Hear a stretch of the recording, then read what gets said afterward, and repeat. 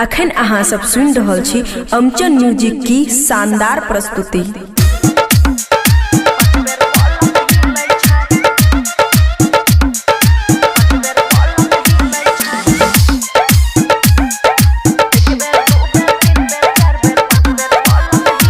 खुशी recording studio बलुआहा। छोड़ के अपन यरवा गे गेलही पियाबा के घर बागे, केते टाइम प्यार करे छो, दिन में क्या बेर खेलबै छो। छोड़ के अपन यरवा गे गेलही पियाबा के घर बागे, केते टाइम प्यार करे छो, दिन में क्या बेर खेलबै छो।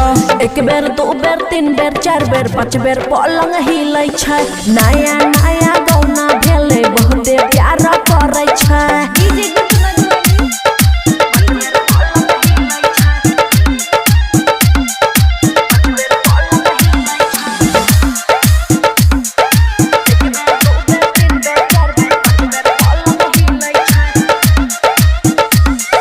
भूल गेलही हमारा तू जाई के ससुर बागे, हमारा से ज्यादा प्यार करे छौ की सरवागे।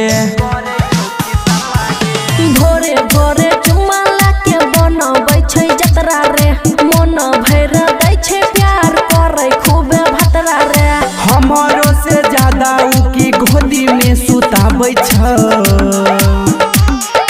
एक बेर दो बेर तीन बेर चार बेर पाँच बेर पलंग हिलै छै, नया नया गौना भेलै बहुते प्यार करै छै, बुझलिही।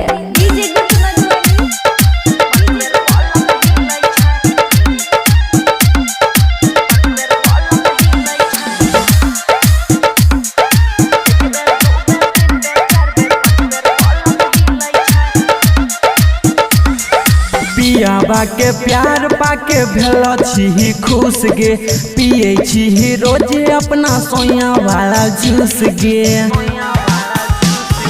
सुभा सुहाना बाबू एना नहीं रूस रे, शादी से पहले तोरा कइने छियो खुश रे। हमरा जेहन बोसा की हाथ से खिलाबै छ।